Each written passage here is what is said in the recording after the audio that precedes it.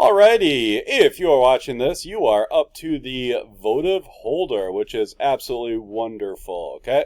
Let's see here, so, a few different things I want to do. I want to just take a look real quick at the document I already put together. It is on the syllabus, in case you want to take a look at it, and that's just to give you ideas, just so all of our votive holders don't look exactly the same. So I'm going to go ahead and pull it up real quick right here.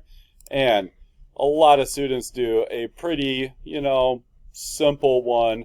I do really suggest, if you're doing a box type thing, have these little tabs right here. I also suggest that you go ahead, grab the votives, the little battery operated candles that we have in the classroom. I can gladly give you one of those. Take one of those and measure it, just so you know how big you want it to be. And base it off of that measurement right there.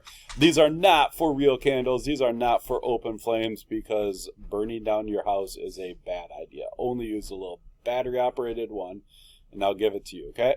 Now notice this one has a top on it. You do not have to have a top. You can absolutely use a top if you want to, but you don't have to. I love having the little designs in there. This one is beautiful. This will take some more thinking and to laser cut, a couple pieces of wood for the bottom, but that is absolutely beautiful. This is extremely intricate. This is really, really cool. I don't know if you have time or not, but for those of you that would have time, you can laser cut etches in there, and then you can actually bend the wood. Bend the wood right there, okay? This one's pretty cool. What I thought was really cool about it is they put, I don't know if this is transfer tape or thin paper or whatever, rice paper, but they put some paper on the inside. Once again, only use the battery operated candles because that is highly, highly flammable.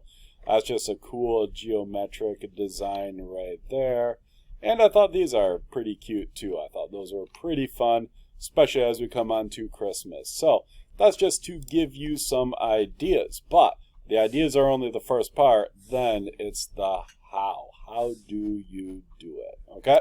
So I'm going to go down here. I already did a few in SolidWorks. I just went ahead and made this just like anyone else would. Okay? You don't have to follow my dimensions at all, but I made this guy here about 4 inches wide. This guy here is about 5 inches tall, but once again, you do it for what size you want to do it. Now, I'm not going to put any designs inside of here or anything like that, because I'm just doing it quickly just to show you guys how to get something prepped and ready for the laser cutter. One thing I did do is I built this as you could use this wall 4 times, okay? So here it is right here. I have recesses on this side, tabs sticking out on that side right there. And then if I go ahead and do the bottom, all right, bottom's going to look something like this with 4 tabs sticking out. And I went ahead and I whipped together an assembly real quick. Now I'd want to do just a little bit of modification because it's pretty close. There's something not quite lining up. This is sticking a little bit too far through there, okay? Now, question is, how thick is the wood? How thick is the actual plywood that we are laser cutting? Well, I went ahead and measured it. You can measure it yourself.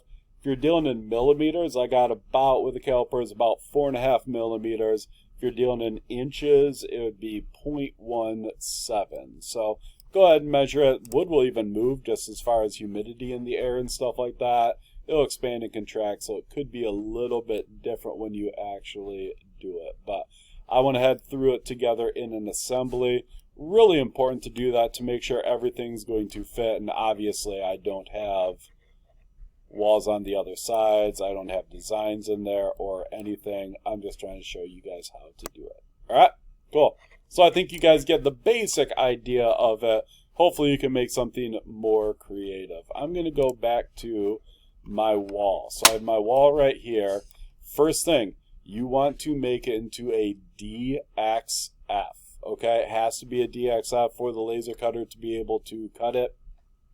Our laser cutter might be able to do an SVG, but let's just go with a DXF. All right, so what's the big difference between like a DXF and a bitmap, stuff like that?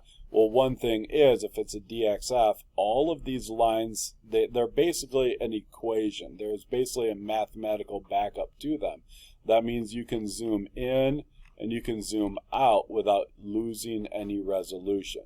If you're dealing in graphic design, stuff like that, with a bitmap, that's absolutely fine. But when you go in, if you zoom in too far, it gets very, very pixelated and you lose your resolution. A DXF and a SVG, you will not lose your resolution. All right, so how do we save as a DXF? First thing you want to do is you want to be looking at it straight on. This is a little bit of an angle right here, and the laser would actually cut two lines right here, and you don't want that. So you have to look at it straight on, so use your perspective. And now we're looking at it absolutely straight on. That's exactly what we want to cut. All right, now I'm going to go up here. I'm going to go File and Save As. Just saying it's being used by the assembly, and it is being used by the assembly. Okay, now you can save wherever you want. I'm going to save it to the desktop in this case. Let's see here, so to the desktop, save as file type. We are going to go DXF right there. DXF is what we want. Votive sample wall. Make sure you always know exactly where it is being saved to. In this case, I'm going to go ahead and save it to my desktop. I'm going to hit save, and this is a common problem that students miss. It gives you this menu right here. Well, as soon as you see this menu right here, you do have to make sure it's right, which it almost always is, and hit the green check. It has not saved yet. Okay, so current, yep, that's what we want. This view, absolutely. Single file, so I'm going to hit the green check, and it should go ahead. Give me a little preview, and that's exactly what we want. The laser will cut through the plywood in the machine exactly where those lines are. Okay, I'm going to go ahead and I'm going to hit save, and we should be good to go in that area. Get rid of all of this right here. I can see it saved right there, votive sample wall. Okay, now what would you need to do? You would need to go ahead, turn that thing into Google Classroom so that you can pull it up on my computer. Then what do you want to do? You want to go to RDWorks version 8. RDWorks 8. And go ahead, open that up. Oh, it's already opened up down there. This is basically for the laser cutter, okay? I have blanks already cut out of plywood.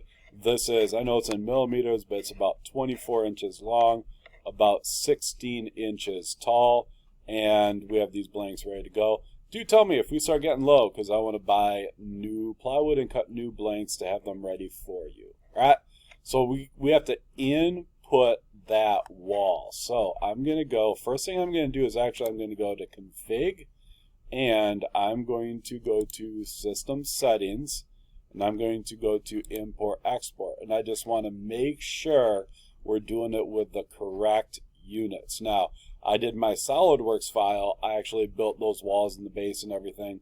I built them in inches, so I want to import DXF unit right here. I want to make sure that that is in inch. Make sure it's an inch so it will come in correctly. If I had that set to millimeters, I'll import it and it'll be a tiny, tiny little thing.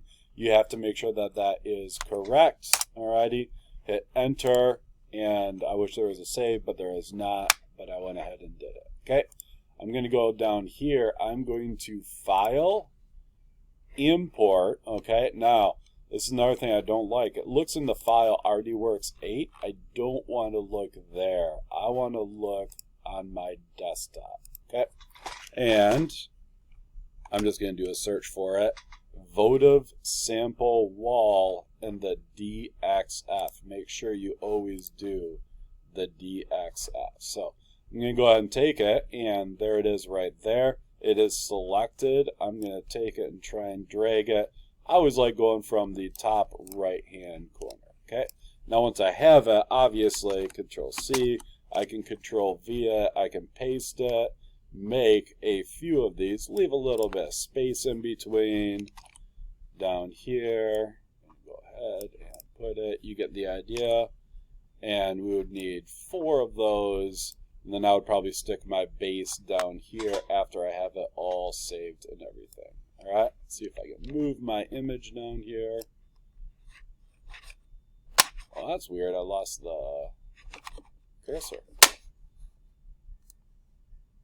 There, now it went back. Alrighty, cool.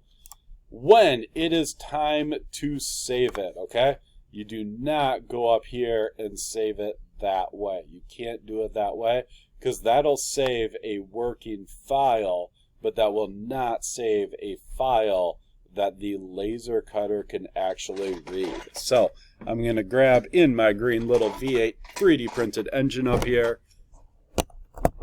I grabbed the flash drive and I just went ahead and put it into it. It is saying, I get this often, it's saying there's a problem with this drive, so I'm going to go ahead and click on it and then hit repair drive, and usually it says, hey, there wasn't a problem with it after all.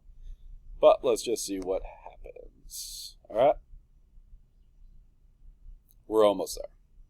So, successfully scanned, no errors, yay. Alright, it does that all the time. You can see all the different things on there. If you have files on my flash drives and you don't need them anymore, feel free to get rid of them. Feel free to delete them, get rid of them, clean stuff up. All right, save it for the laser cutter. You have to go to Save to You file. That's where you must go, okay? Now, once again, this is a common issue, common thing that happens is it right away goes to the desktop. We do not want to be in the desktop. We want to be in the flash drive, which in this case, it's named Teal. So we're going to go ahead to Teal and go ahead. Make sure you have a unique name. If someone else already has that name in the laser cutter, so like if I just called it votive wall and someone else has it in the laser cutter, it is not going to save, okay? So I'm going to leave it. I'm actually going to get rid of unnamed because I don't like that. I'm just going to put MJ at the start. That's just going to make sure that nobody else, unless Michael Jordan's been using the workshop, nobody else is going to have that name right there. Make sure I'm saving it in the correct place. I'm going to go ahead and hit save. Save you file, success. We got it right there. And the next video will be at the laser cutter, actually cutting stuff out. So hopefully that was good. Hopefully that helped you understand how to build stuff in SolidWorks, how to save it as a DXF, and how to plate it for the laser cutter itself. We're going to end this video right here. Hope you have a great day.